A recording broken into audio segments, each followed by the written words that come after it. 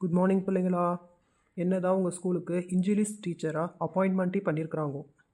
நான் தான் உங்களுக்கு இங்கிலீஷ் கிளாஸ் வந்து எடுப்பேன். நல்லா சமத்தா படிச்சுவிட்டு கொடுக்குற ஹோம்ஒர்க் எல்லாம் செஞ்சுட்டு வந்துடணும். என்ன புரியுதா? மிஸ், அதுக்கு பேர் இங்கிலீஷ் தானே மிஸ்? நீங்கள் இங்கிலீஷ்னு சொல்லுறீங்க. சன்ஃப்ளவர் மண்டே, அதுக்கு பேர் இங்கிலீஷ் தான்.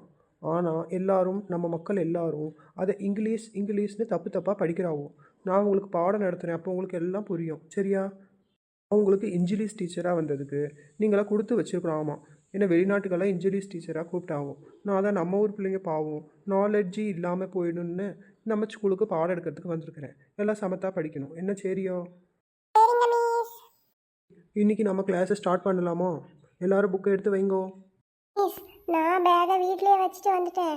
ஸ்கூலுக்கு வர அவசரத்தில் பையை வச்சுட்டு லஞ்ச் பேக்கை மட்டும் எடுத்துகிட்டு வந்துட்டேங்க மிஸ். சோத்து முட்டை திங்கிற பையன் மட்டும் சரியாக எடுத்துகிட்டு வந்துட்டு ஸ்கூல் பேக்கை வச்சுட்டு வந்துட்டுலையோ?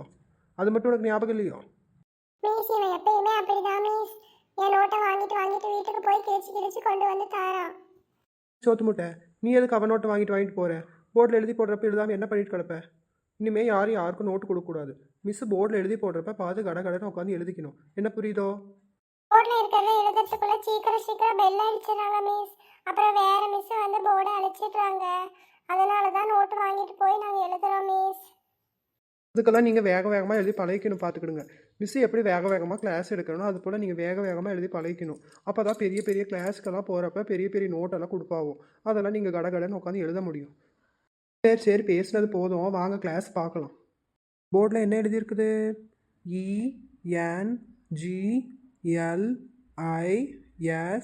ENGLISH. இங்கிலீஷ். சொல்லுங்கள் பார்க்கலாம். இங்கிலீஷ்.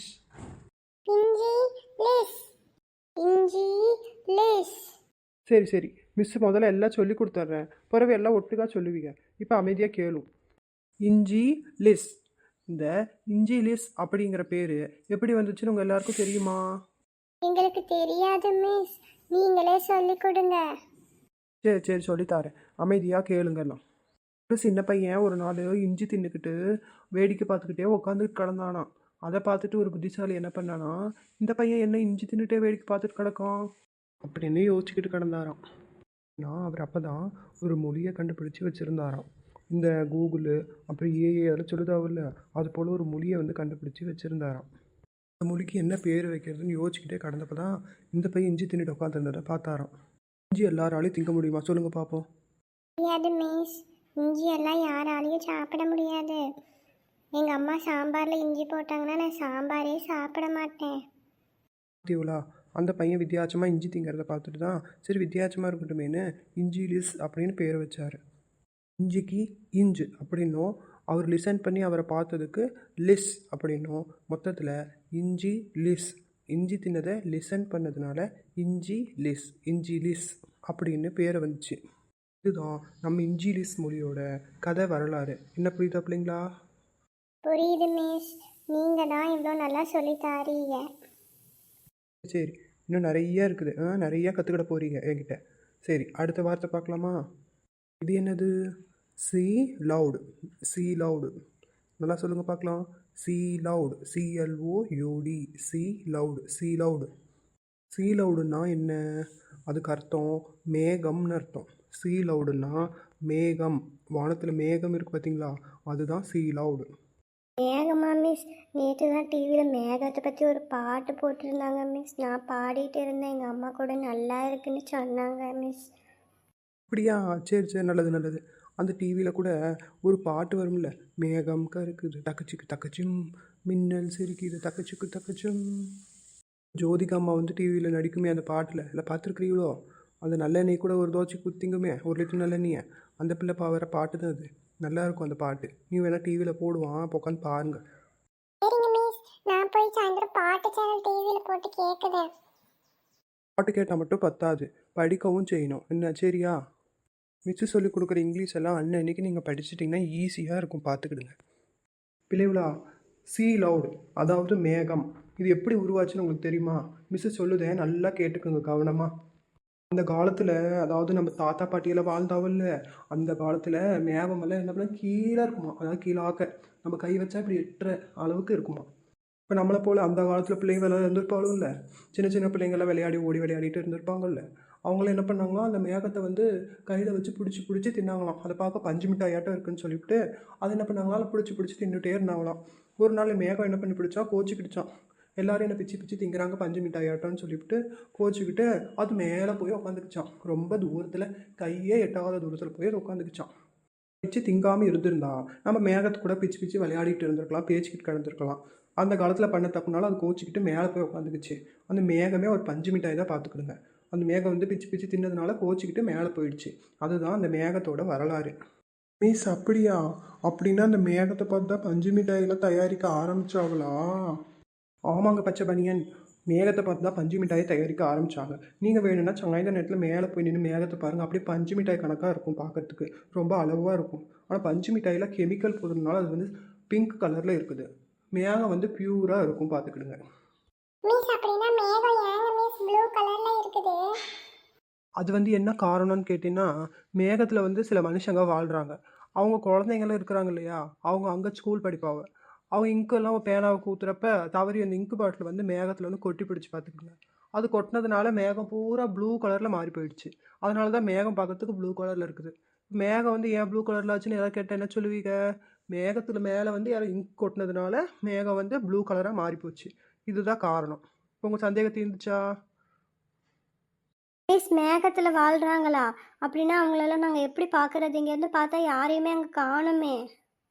நம்ம இங்கேருந்து பார்த்தா தெரியாது நம்ம கண்ணுக்கு. அது ஏரோப்ளேன், ஹெலிகாப்டர் இந்த மாதிரி வண்டியெல்லாம் பிடிச்சிட்டு போகணும். மேலே பிடிச்சிட்டு அங்கே போனா தான் அங்கே இருக்கிற மனுஷங்களெல்லாம் நம்மளால் பார்க்க முடியும். அங்கே நம்ம போகணுன்னா என்ன பண்ணணும்னா நல்லா படிக்கணும். படித்தா தான் அவங்க டிக்கெட் எடுத்துகிட்டு இந்த பஸ் எல்லாம் போகுது பார்த்தியா, அது மாதிரி அங்கே மேலே ஒரு ரோடு இருக்குது. ஆமாம், அந்த ரோட்டில் வந்து அந்த வண்டியெல்லாம் அங்கே போகும். அந்த வண்டியில் நம்ம போக முடியும். டிக்கெட் புக் பண்ணிவிட்டு அந்த வண்டியில் நம்ம போனால் தான் அங்கே இருக்கிற மனுஷங்களெல்லாம் நம்மளால் பார்க்க முடியும். அப்படியா மிஸ்?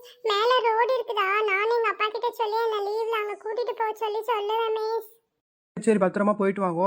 இப்போ வாங்க அடுத்த வார்த்தை என்னன்னு நம்ம பார்ப்போம். இப்போ அடுத்த வார்த்தை பார்த்தீங்கன்னா சி ஆனடா. சி ஆனடா எங்கே சொல்லுங்கள் பார்ப்போம். Canada, CANADA, Canada. Canada அப்படின்னா என்னென்னா இது ஒரு நாட்டோட பேர்.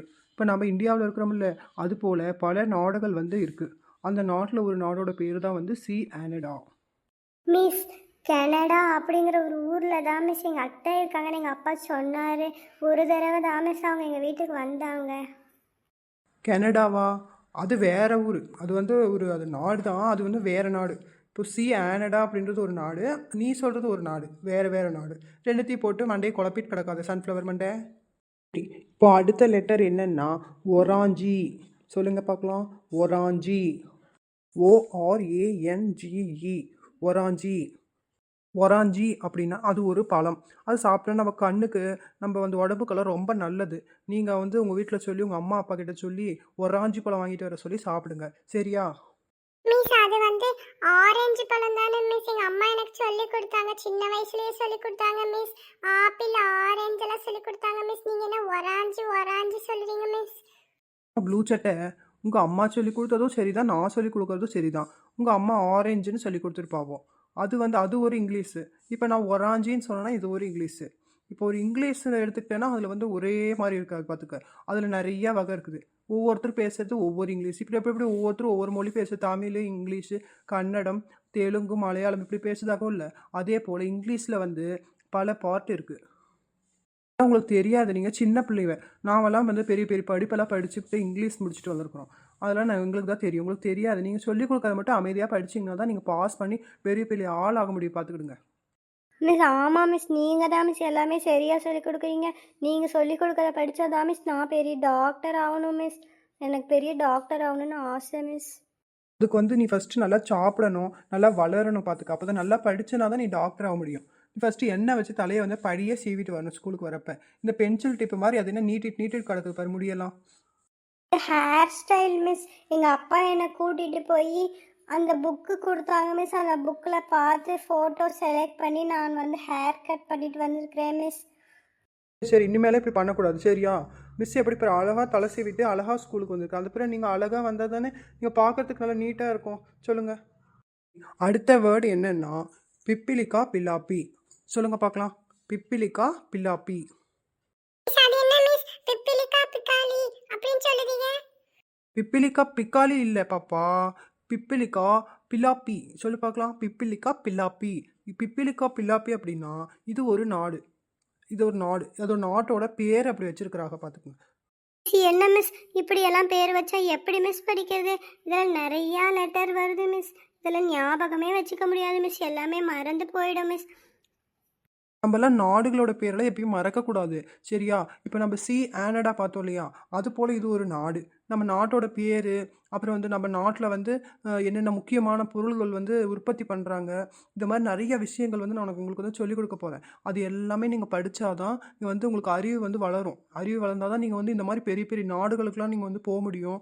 ஏரோப்ளேன், அந்த ஹெலிகாப்டர் இதெல்லாம் நம்ம டிக்கெட் வாங்கிட்டு போகணும்னு நான் சொன்னேன் இல்லையா? அங்கெல்லாம் போகிறதுக்கு வந்து நீங்கள் வந்து படிக்கணும். இதெல்லாம் படித்து மனப்பாடம் பண்ணி ஞாபகம் வச்சா தான் நீங்கள் இந்த மாதிரி பெரிய பெரிய இடத்துக்கெல்லாம் போய் அங்கே விதவிதமாக உணவுகள்லாம் வந்து சாப்பிட முடியும். எல்லாம் வந்து புழுவு பாம்பெல்லாம் சாப்பிடுவாங்களா மிஸ்? நான் டிவியில் பார்த்து எங்கள் அக்கா கூட சொல்லிட்டு இருந்தாங்க மிஸ். அந்த நாட்டிலலாம் நம்ம இட்லி தோசை திங்கிற மாதிரி அங்கெல்லாம் புழுவு பாம்பெல்லாம் திம்பாங்களா, ஸ்பூனில் வச்சு வச்சு திம்பாங்களா மிஸ். அங்கெல்லாம் நான் போகவே மாட்டேன் மிஸ். தவப்பு சோக்கா, அவங்க இங்கேருந்து நம்ம நாட்டுக்கு வந்தாங்கன்னா இங்கே இருக்கிறதெல்லாம் திங்கிறாங்கல்ல. அதே போல் நம்மளும் அந்த நாட்டுக்கு போனோம்னா அங்கே இருக்கிற புழுவு பாம்பு எல்லாம் தேள் எல்லாமே திங்க பழகிக்கணும். நம்ம போகிற இடத்துல ஏதாவது திங்க பழகிட்டால் தான் நம்ம வந்து வேறு வேறு நாட்டுக்கெல்லாம் போய் சுற்றி பார்க்க முடியும். நமக்கு நிறைய அனுபவம்லாம் கிடைக்கும். புரியுதா? நான் இங்கேயே தான் இருப்பேன் அப்படிலாம் சொல்லக்கூடாது. இது நம்ம நாடு. நம்ம இங்கே இருந்து வெளி நாட்டுக்கெல்லாம் போய் நிறைய அனுபவம்லாம் கற்றுட்டு இங்கே வந்தால் தான் நமக்கு வந்து பெருமை வந்து நிறைய கிடைக்கும். 4 பேர் நம்மளை மதிப்பாகும்.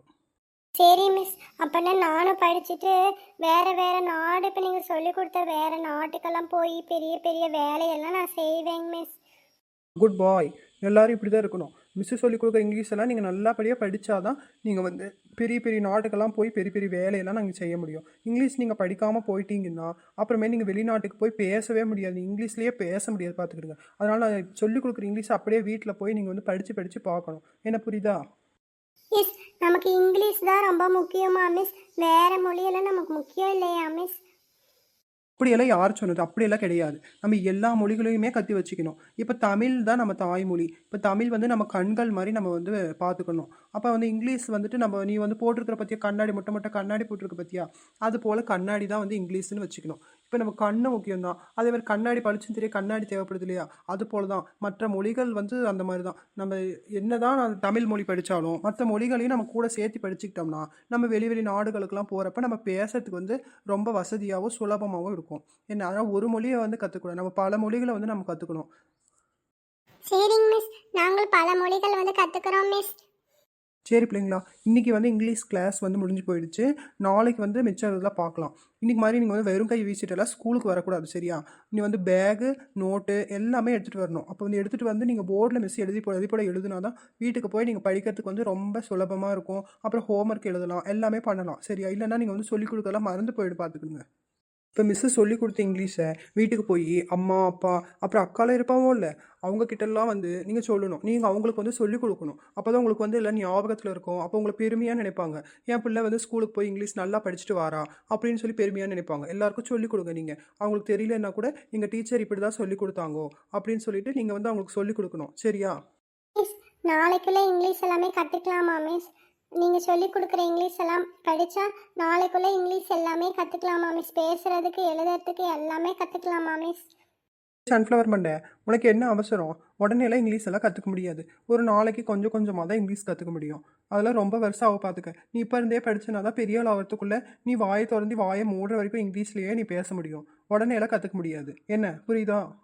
எல்லாம் பார்த்துக்கிட்டேன்னா இங்கிலீஷ்லேயே தான் பேசுவேன். காலையிலேருந்து நைட்டு வரைக்கும் கூட நான் இங்கிலீஷில் பேசுவேன். ஆனால் நம்மக்கிட்ட பேசுறதுக்கு தான் ஆளே இந்த ஊரில் இல்லை. ஏன்னா வெளிநாட்டுக்கெல்லாம் கூப்பிட்டாங்க வெளிநாட்டுக்கு போயிருந்தேன்னா அங்கே நான் இங்கிலீஷ்லேயே பேசியிருப்பேன். நான் இங்கே வந்து எல்லாமே தமிழில் தான் பேசுகிறாங்க. இங்கிலீஷில் பேசுறதுக்கு என் கூட ஆளே கிடையாது. அதனால தான் நான் மிஸ் வந்து பேசாமல் தமிழ்லேயே பேசிட்டு கிடக்கேன். சரி நேரமாச்சு, பெல் அடிக்க போகிறாங்க.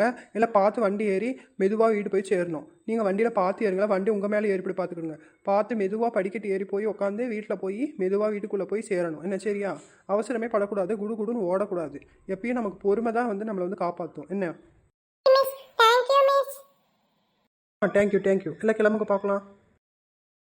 மக்களே, அவ்வளோதான். இன்றைக்கி நம்மளோட இங்கிலீஷ் கிளாஸ் முடிஞ்சு போச்சு. எல்லாரும் நம்ம சேனலை சப்ஸ்கிரைப் பண்ணிவிட்டு அப்படியே பக்கத்தில் இருக்க பெல் ஐக்கானையும் ஒரு கிளிக் பண்ணிவிட்டு போயிடுங்க. அவ்வளோதான். அதே போல் நம்ம வீடியோ உங்களுக்கு பிடிச்சிருந்தா நம்ம இங்கிலீஷ் கிளாஸ் உங்களுக்கு ரொம்ப யூஸ்ஃபுல்லாக இருந்தால் 4 பேருக்கு ஷேர் பண்ணுங்கள். 4 வீட்டு பிள்ளைங்க இங்கிலீஷ் படிக்கிறதுக்கு ரொம்ப யூஸ்ஃபுல்லாக இருக்கும்.